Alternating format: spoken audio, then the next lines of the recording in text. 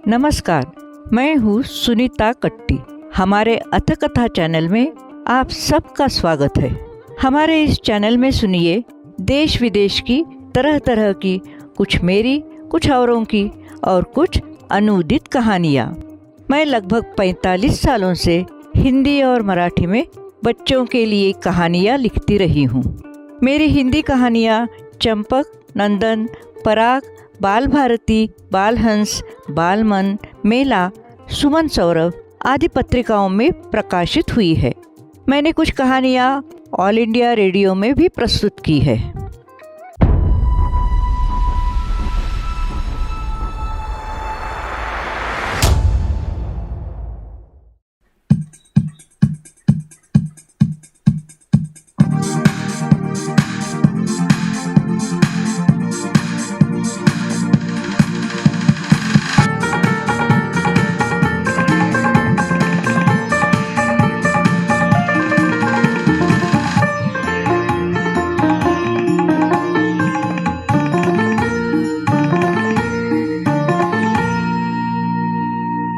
हमारे आज की कहानी का नाम है पहलवान की सूझबूझ।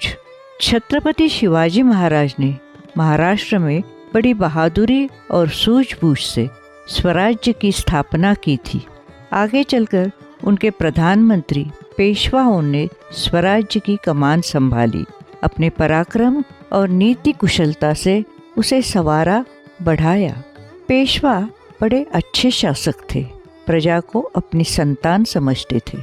उनके दरबार में हर कोई बिना रोक टोक जा सकता था, अपनी फरियाद सुना सकता था।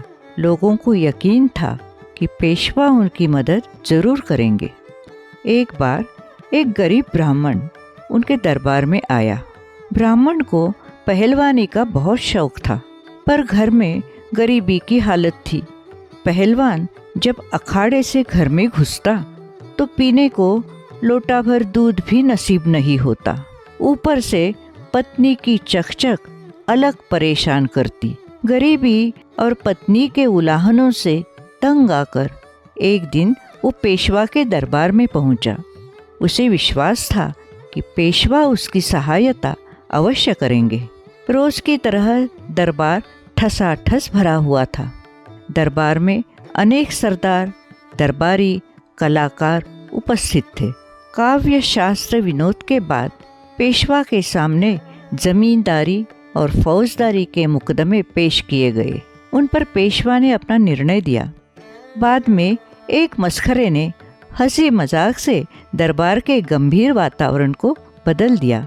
इस बीच ब्राह्मण पहलवान ने कई बार पेशवा सरकार का ध्यान अपनी ओर खींचने की कोशिश की, लेकिन एक तो वो दूर एक कोने में बैठा हुआ था, दूसरे अपने मुंह से याचना करने में उसे झिझक भी हो रही थी।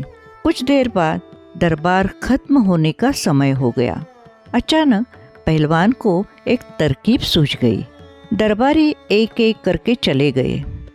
तब पहलवान ने जिसके पास वो बैठा था उस लोहे के खंभे को चुपके से उठाया, फिर उसके नीचे कालीन का एक हिस्सा दबा दिया। ये करके वो वहाँ से चला गया। दरबार का समय खत्म हुआ। नौकर दरिया और कालीन हटाने लगे। तभी एक नौकर का ध्यान लोहे के गोल खंभे के नीचे अटके कालीन की ओर गया। पहले तो उसे अपनी आंखों पर यकीन ही नहीं हुआ। उसने आंखें मलकर एक बार देखा, दूसरी बार देखा, बार बार देखा। हर बार उसने कालीन को खंभे के नीचे ही पाया। आखिर उसने अपने साथियों को बुलाया। इस अजूबे को देखकर सभी की आंखें फैल गई। सुबह ही उन्होंने कालीन बिछाया था, फिर वो सरक कर लोहे के भारी खंभे के नीचे कैसे पहुंच गया? सब ने मिलकर जोर लगाया। खंभे के नीचे से कालीन निकालने की पूरी कोशिश की, लेकिन खंभा 1 इंच भी नहीं खिसका। अब खंभे के नीचे से कालीन निकाले तो कैसे? होते होते ये बात पेशवा तक पहुंची। उन्होंने दरबार के अधिकारियों को आज्ञा दी, आज दरबार में आए लोगों की सूची बनाई जाए और उन्हें कल कालीन को खंबे से बाहर निकालने का आदेश दिया जाए। दूसरे दिन वैसे ही किया गया। पेशवा के आदेश के अनुसार सभी सरदारों, अधिकारियों, पंडितों ने आकर कालीन को खंबे के नीचे से निकालने की जी तोड़ कोशिश की, मगर खंबा जरा भी नहीं हिला। आखिर पहलवान महाशय दरबार में पहुंचे। उन्होंने मुस्कुराते हुए बड़ी आसानी से खंबे को उठाया और पांवों से कालीन को दूर खिसका दिया। पहलवान की शक्ति का करिश्मा देखकर वहां मौजूद सभी लोग दंग रह गए। पेशवा ने उसकी पीठ थपथपाते हुए पूछा, महाशय, ये टेढ़ा काम करने की क्यों सूझी आपको? ब्राह्मण ने विनय से सिर झुकाकर कहा, हुजूर, बचपन से पहलवानी का शौक है। इसके पीछे पुरखों का पंडिताई का पेशा छूट गया। आज घर में चूल्हा जलाने के लिए भी कुछ नहीं। पेट भूखा है, पर ये शौक छूटते नहीं छूटता। इसीलिए आपकी सेवा में ये खेल दिखाया। अब आप ही बताइए, इस शौक और गरीबी के साथ जिंदगी कैसे बिताऊं? पहलवान की शक्ति और युक्ति पर पेशवा खुश हो गए। उन्होंने उसके परिवार के गुजारे के लिए सालाना रकम तय कर दी।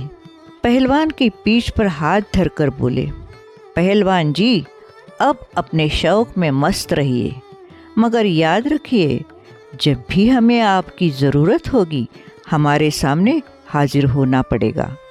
जी सरकार, आपका हुक्म सिर आँखों पर, कहकर पहलवान खुशी से झूमते हुए घर की तरफ बढ़ा।